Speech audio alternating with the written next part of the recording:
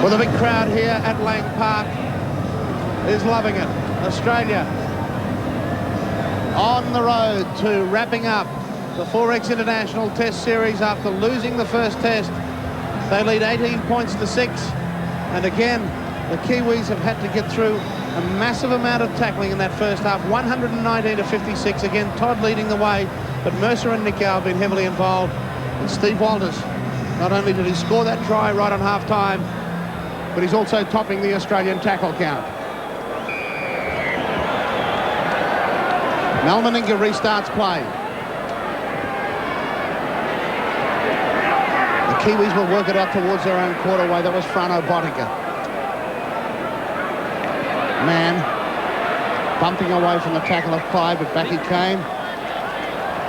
Well, Clayton Friend is appealing to referee Holdsworth that the ball was stripped.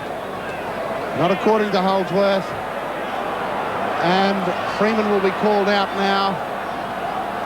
I think the Kiwis have been involved in a little bit of back chat. And Holdsworth is taking no rubbish from either side tonight. Scrum will pack, Langer to feed.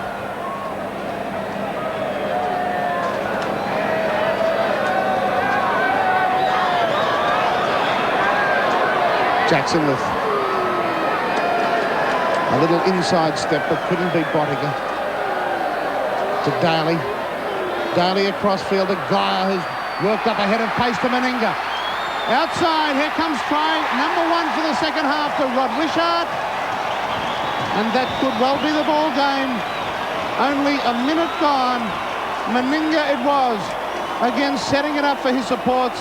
He popped it to Rod Wishart, who scored a try on debut in Sydney and now has crossed for his second test try. I thought Mark Guy did very well here. He elected to take the ball on.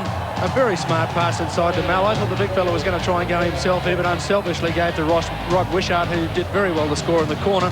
Guy's tactics there were very commendable. We've got to remember that Geyer, of course, was stood there from the scrum.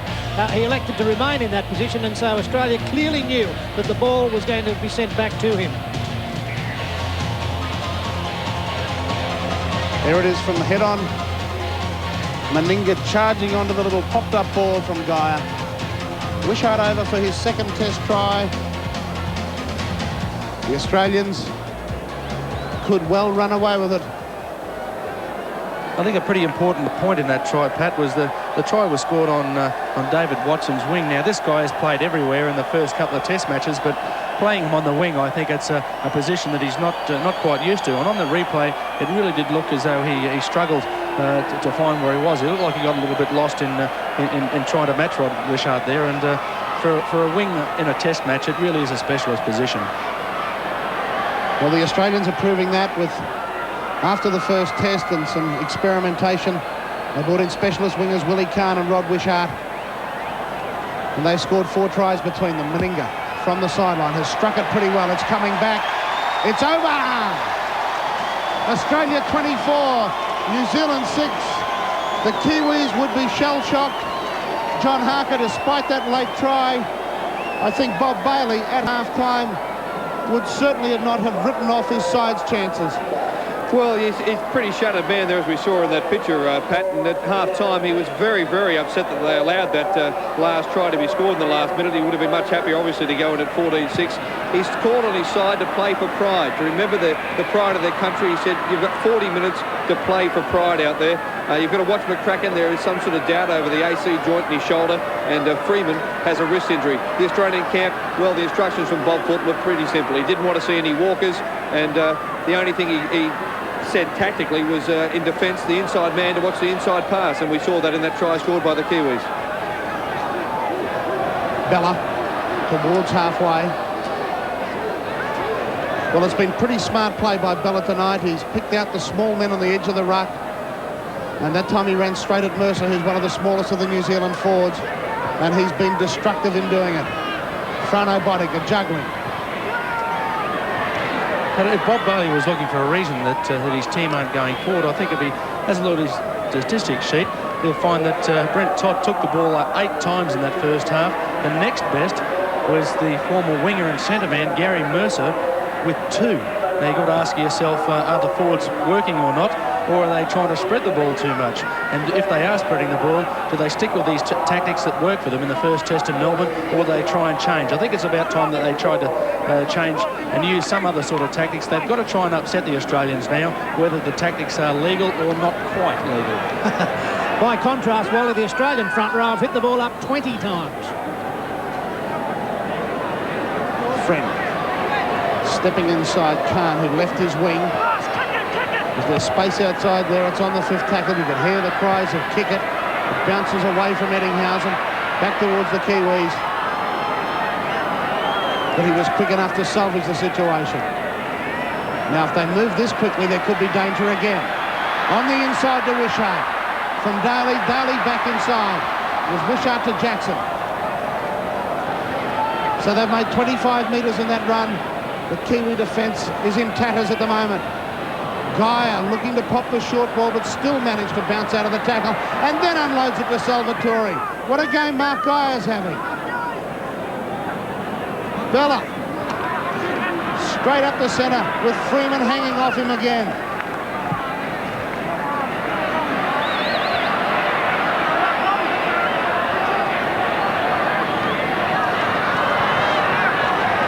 That's Bradley Clyde. He stood wide most of the night and has been very destructive. Langer to Jackson. With the high ball to Wishart, who sets sail again. He's going to centre kick it, but Frano Botica will be first there. He's lost it. What's Holdsworth going to rule net this time? There was a downward pressure there, mate. Well, they're creating havoc out wide. Well, once again, the Australians just creating too much space for the pace out wide. Rod Wishart confusing his opposite again. A lovely centre kick. He didn't really have too many other options. He was covered by two defenders here, elected to put the ball infield. Well, if he did put downward pressure on that ball, it was with a fingernail and not much else. Well, look where the ball sat, Wally. Well, another telling statistic coming already in this second half. And it's only 7 minutes old. New Zealand have made 5 errors to Australia's 1. In that first test, you've got to remember in Melbourne, when they achieved that memorable victory, they coughed the ball up only 5 times in the entire 80 minutes. Jackson with tape across his head, a beautiful ball to Daly.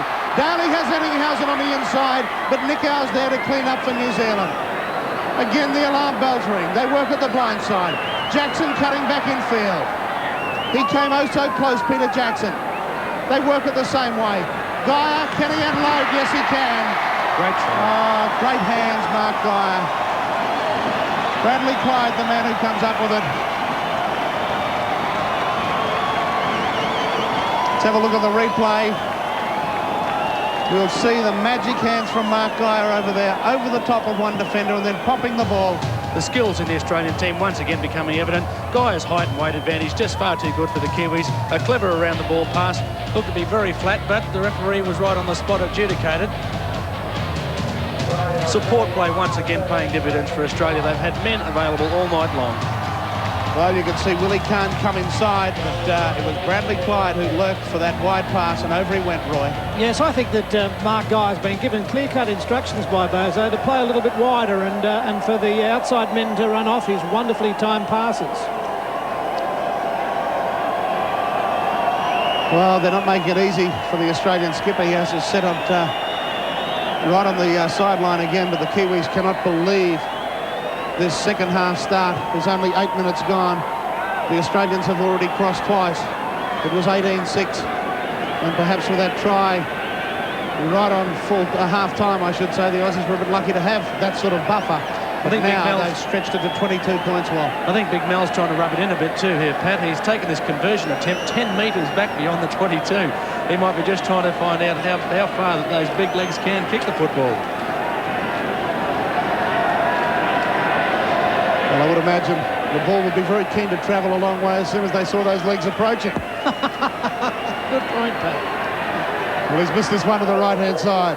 He couldn't be blamed for that one. Nevertheless, it remains here at Lang Park in the series decider. Australia well and truly in front at 28 points to 6.